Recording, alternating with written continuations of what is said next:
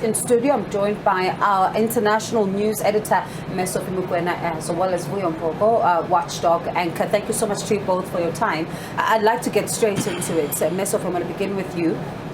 I don't know if I'm reading too much into this, but the state president's spokesperson is here wearing an ANC T-shirt. Are we reading too much into it? Well, of course, you know, there's always a complaint that at times the officials of government don't understand that when you blur the lines, it becomes problematic, because I would expect Sibongile Besane, who is responsible for communicating whatever is happening in the presidency, to speak. But I think it started a few days ago. He has availed himself to speak and communicate whatever the president is doing. It's not only related to this court case. We saw those announcements in relation to ESCOM and other stuff that are government linked. He was available. This is the first time I've covered many ANC conferences when the president of the ANC is engaged in this process. His whole attention is on the party. He stays put. He doesn't move an inch. He doesn't leave the venue, because remember, he is the leader until such time a new person, if it does happen, is announced. But he has to manage, marshal the troops, and ensure that the conference is successful. I think Vuyo has been there. Vuyo? Yeah, I mean, this is something we've had to put up with over the past 28 years. At some point, it got worse, and then when people started talking about it, raising these issues, just as we are doing now, and then it sort of tended to, people started to come into their senses, so to speak, and started being careful about, you know, doing the sort of things that blur the lines between party and state. But I think we're seeing that coming back again, which some people would say is probably a sign of desperation on the part of principals, but also those who serve them to prove their relevance.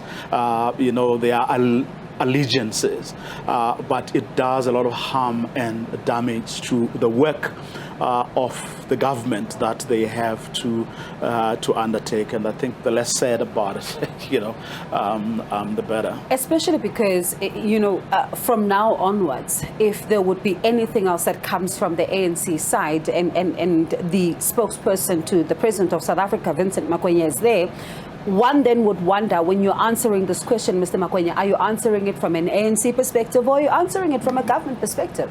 For example, there was a question around the state in which the president is based on what's happening here. He had to touch on the ANC documents, and therefore that's where you might have a bit of a problem. But like Vuyo said, particularly the last 15 years, even the rallies of government, or, you know, government activities, check the colors.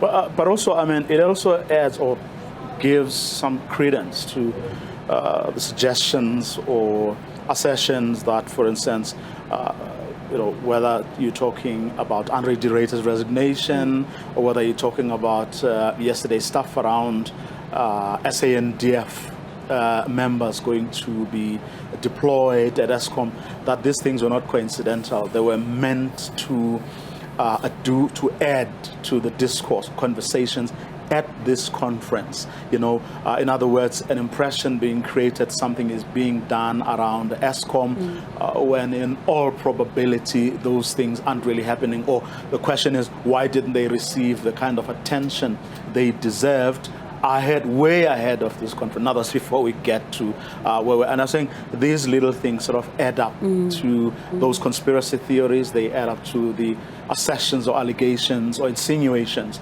that people make around these things. But at the end of the day, they don't really help us understand what is happening within the state, but also they don't help the cause or causes of these public servants' political principles.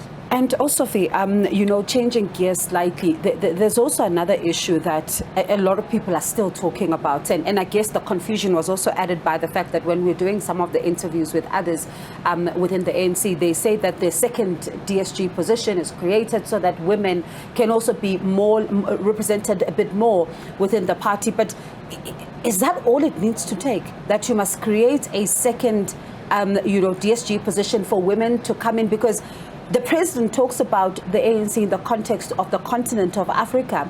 Let's compare that with where things stand. It's an admission that we have failed as women within the ANC, and the ANC, the branches, the regions, the provinces, even at national level here at the conference, when those nominations were called on the floor, that the struggle that was waged by Charlotte Maxeka when they were fighting to have membership of the ANC does continue. And therefore, when you look at Namibia, SWAPO, the sister party to the ANC, a few weeks ago, they elected a woman as a vice president, almost deputy president. This person is going to be SWAPO's candidate for president position when they go to elections, because the current president, Hage Geingob, is not coming back. Two, they have even done something very huge, electing a woman to be the Secretary General of SWAPO. SWAPO is younger than the ANC. ANC more than 110 years. The struggle continues.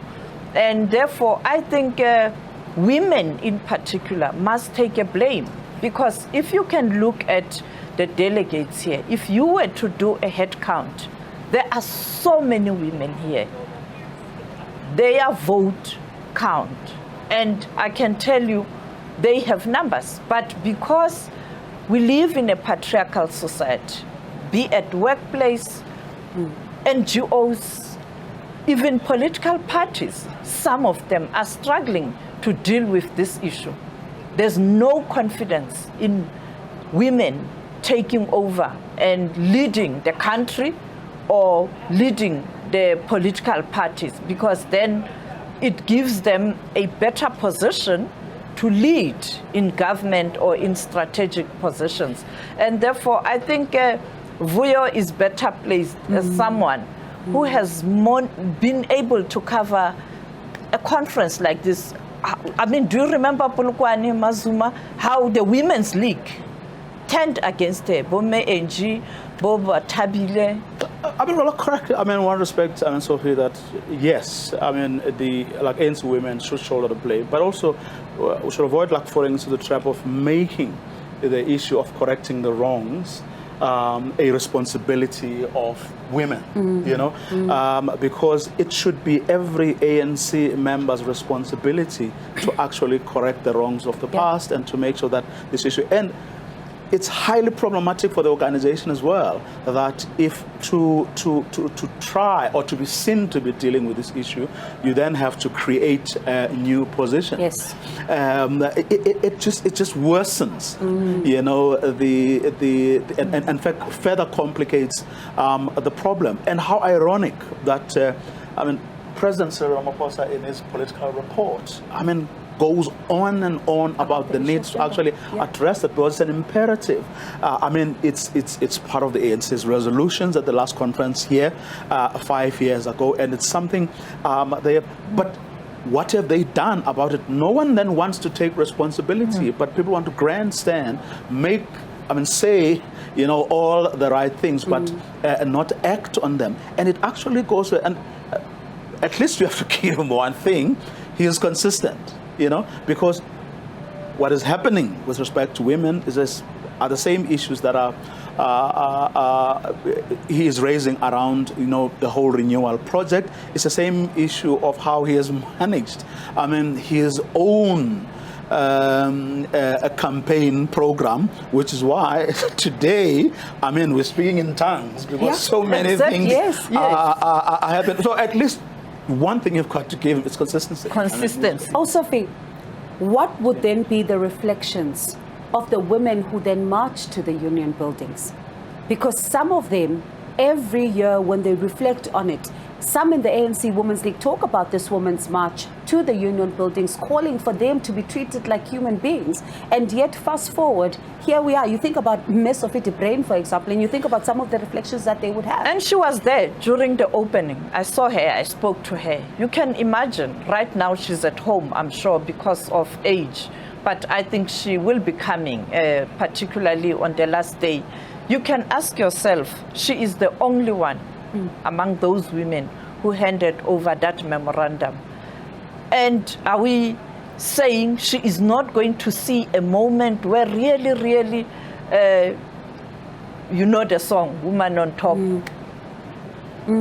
And of course, we saw that song coming out in the Johannesburg Council, as we saw some that were hoping to be mayors singing it resolute, but they never got to be. Yeah, but I mean, the thing is that there has to be a deliberateness on the part of the organization. It starts with the organization's leadership, and then it starts filtering down. I mean, look at the Thabo Mbeki years as an example. In fact, Dr. Nkosazana Dlamini Zuma got to all the way to the AU because the seats were planted right at the beginning. There was a deliberateness about, making sure that you create the kind of environment or conditions that are conducive to something like that happen. It's not going to happen on its own because patriarchy is entrenched. Yes, everyone knows. So you've got to step out of your comfort zone.